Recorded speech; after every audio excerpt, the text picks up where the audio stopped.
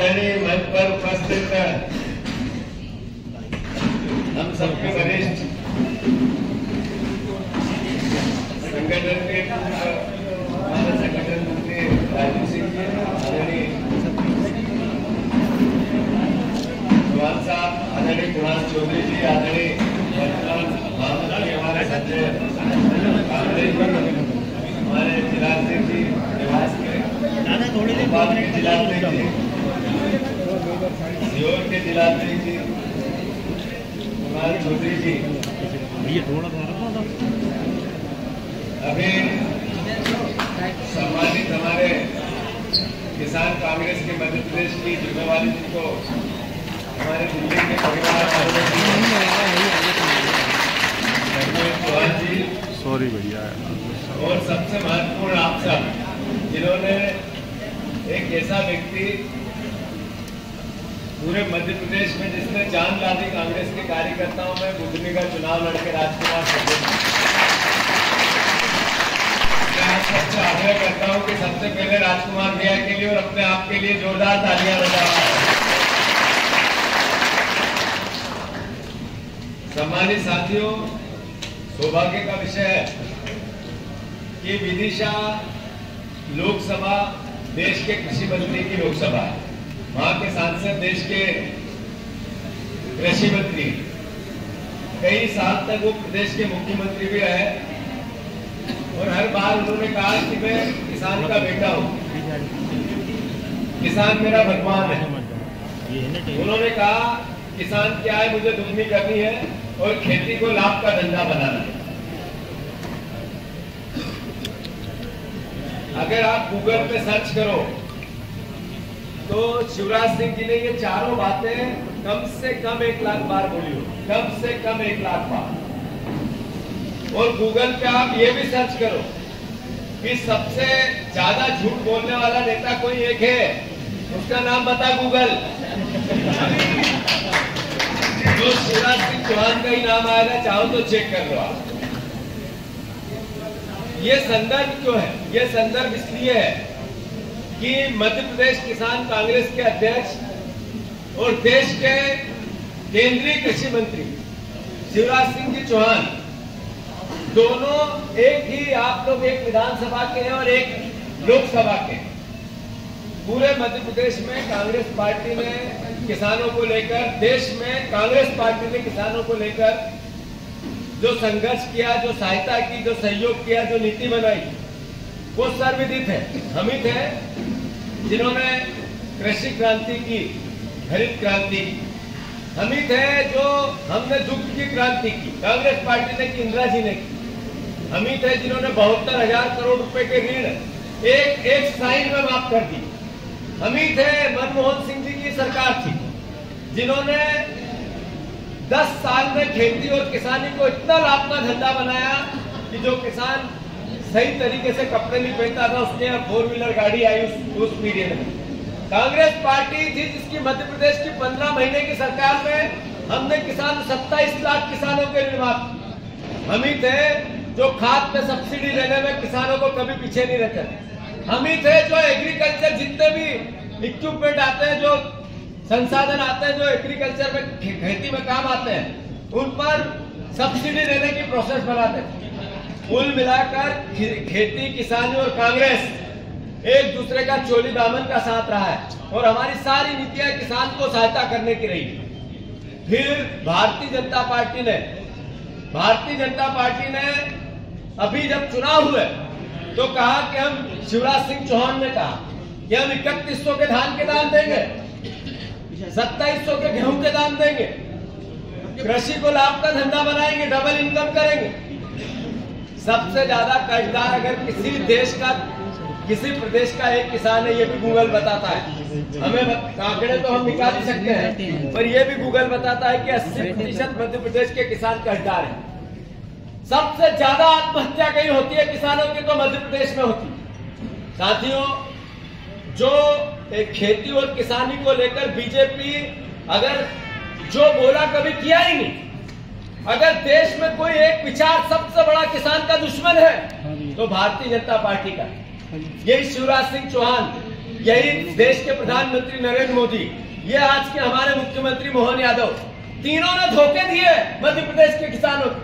कहा हम मोदी गारंटी है 3100 के धान के दाम देंगे, आज तक हलक से एक शब्द नहीं निकला, न विधानसभा में न अभी कल मुख्यमंत्री जी ने सागर में कहा अब गेहूं 2600 रुपए में देंगे। एहसान करोगे, वोट तो आपने 2700 के नाम के लिए थे। आपने जो वोट लिए, जिस दिन से सरकार है आज 15 महीने हो गए, आपने इस पिछली बार के किसानों के जो 300 400 रुपए प्रति कुंटल आप खा गए, इसका दोषी कौन है? क्या कारण है कि किसानों का जो हमने ऋण माफ किया था सोसाइटियों का, वो ओवरड्यू हो गए, तो आपने ऋण बंद कर दिया, तो वो किसान आज सारे एंट्री है, इसका लिए दोषी कौन है? सोसाइटियों के जो एग्रीकल्चर के ऋण मिलते हैं, कृषि केसीसी जिसको बोलते हैं, वो ओवरड्यू है, इसका दोषी कौन है? ये आज की सरकार है, मोहन यादव की सरकार है, बीजेपी की सरकार है। साथियों, खेती और किसानी की सबसे बड़ी दुश्मन बीजेपी इसलिए है कि यूरिया 260-70 का सरकारी है, पर कभी 500 से नीचे बीजेपी के दलाल उसको किसान के पास नहीं जाने देते। सही है कि गलत? अरे जो इसको है टाइम पे मिलता ही नहीं, लंबी लंबी लाइन है, महिलाएं लगी लाइन में लग के लोगों ने दम तोड़ दिया। ये भारतीय जनता पार्टी का कृषि से प्रेम है, खेती से प्रेम है। वहां किसान एमएसपी को लेकर पिछले 2 साल से सड़क पे, एक आदमी पिछले 1 साल से, एक किसान नेता भूख हड़ताल पे। शिवराज जी कहते हैं मैं मंगलवार को किसानों की समस्याओं के लिए मिलूंगा। आज 26वां मंगलवार आएगा ये कल। अभी तक मैं लगातार उनको चिट्ठी लिखता हूँ, कभी एक शब्द भी बोला शादी का कार्ड देने आया मुझे, पर मंगलवार को खेती किसानी की बात करने की समस्या को लेकर आमंत्रित नहीं किया। तो ये संघर्ष कांग्रेस का चलता रहेगा और हमारा दायित्व है कि हमें इसको निभाना है। तो मैं आदरणीय धर्मेंद्र जी आपसे आग्रह करता हूँ कि कांग्रेस पार्टी का जो आने वाला मोटिवेशन है, जो काम करने का तरीका है, हर ग्राम पंचायत में किसान कांग्रेस का एक अध्यक्ष बनाना, हर ग्राम पंचायत में किसान कांग्रेस का एक अध्यक्ष बनाना है, संगठन का विस्तार करना, हर ब्लॉक पे कांग्रेस पार्टी का नए सिरे से किसान कांग्रेस का अध्यक्ष बनाना, और किसान की लड़ाई हो तो सिर्फ किसान की बात हो, विचार पीछे हो। कांग्रेस और बीजेपी से पहले किसान का विचार है, इस बात को हम सबको मैं कांग्रेस के कार्यालय में खड़े होकर आप सबको कहना चाहता हूं। कांग्रेस पार्टी ने निर्णय लिया और ये जिम्मेवारी किसान कांग्रेस को दे रहे हैं। अगर भारतीय जनता पार्टी 3100 के धान के दाम नहीं देती है और 2700 के गेहूं के दाम नहीं देती, तो जब धान और गेहूं की खरीदी अब नए सिरे से चालू हो, 1 साल हमने सरकार का इंतजार किया, अब मंडी में कांग्रेस का कार्यकर्ता इनके अधिकारियों से 2-2 हाथ करता हुआ मिलना चाहिए कि नहीं मिलना चाहिए? मैं आप सबसे आग्रह करता हूं कि खेती और किसानी कांग्रेस का सबसे प्रमुख मोटिवेशन है, उसका लक्ष्य है, उसकी सहायता, उसका सहयोग। जगह जगह जमीन अधिग्रहण हो रहा है।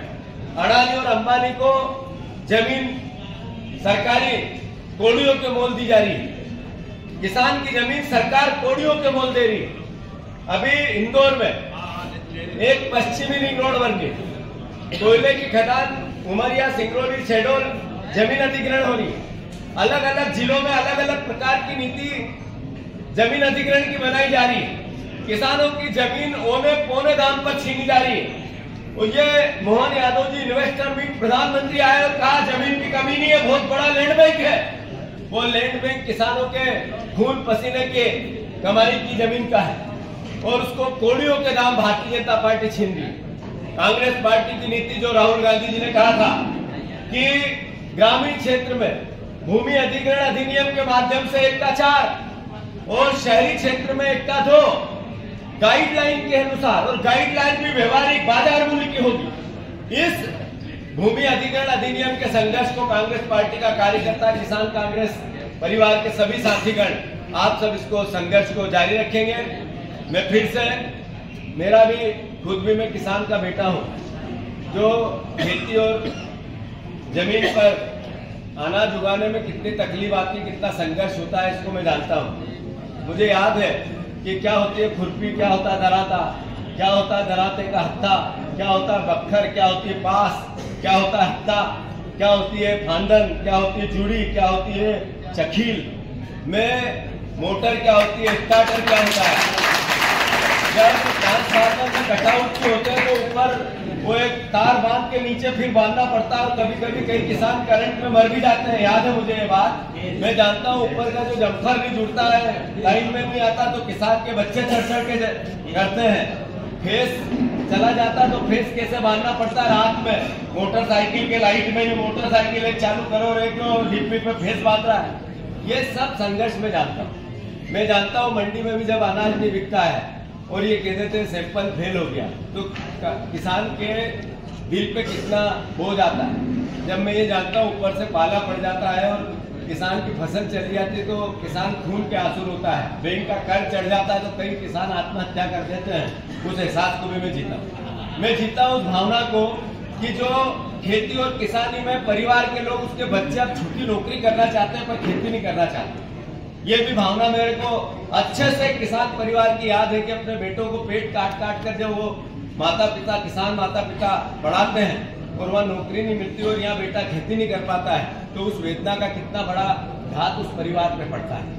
मैं इस भावना को भी जानता हूँ कि किसान का दर्द ऐसा ही दर्द होता है कि जवान बेटे की जब लाश पिता कंधे पे ले जाता है, वही दर्द किसान की फसल जब चली जाती है, पेट खराब हो जाती है, उतना ही दर्द होता है। तो मैं आप सबसे आग्रह करता हूँ, ये लड़ाई कांग्रेस की किसान के हित की हमेशा जारी रखेंगे। और मैंने अभी ये कहा कि ये विचार पार्टी बीजेपी और कांग्रेस से बड़ा किसान का विचार है, देशभक्ति का विचार है। एक शहीद होता है, एक बेटा शहादत देता हुआ सीमा पर देश की रक्षा करते हैं, वैसे ही एक आत्महत्या करता हुआ किसान का बेटा, अन्न उगाता हुआ किसान जब लोगों के पेट भरता है तो उसकी वैल्यू जो शहीद होता है सीमा पे और उसकी वैल्यू जो खेत में मर जाता है कर्ज से, एक ही है, अलग अलग नहीं हो सकती। याद रखो इस बात। तो मैं आप सबसे अनुरोध करता हूँ कि हम सबकी ड्यूटी, जिम्मेवारी, आप सबकी जिम्मेवारी, धर्मेंद्र भैया आपकी जिम्मेवारी बहुत बड़ी है और हम सबको मिलकर ये लड़ाई लड़ना है। मेरा खुद का भी खेती और किसानी से, इसके संघर्ष से बहुत नाता है, इसलिए आपके विभाग में मेरा पर्सनल इंटरेस्ट है, इसलिए अपना संगठन बड़ा करना है और उसके लिए दिन रात मेहनत करना है। इनको याद दिलाना है जो वचन पत्र में वादे किए, गीता और रामायण के जैसे जो मुख्यमंत्री ने कहा था, उसके लिए सरकार को मजबूर करना है। मैं फिर से आपको बधाई देता हूँ, आप सबको साधुवाद देता हूँ। राजकुमार भैया हमारे हैं, उनको भी ढेर सारी शुभकामनाओं के साथ धन्यवाद देता हूं कि आपके 1 और 1 11 हो गए, आप इनको भी और आप हमारे नेता। तो धन्यवाद, साधुवाद, जय जवान जय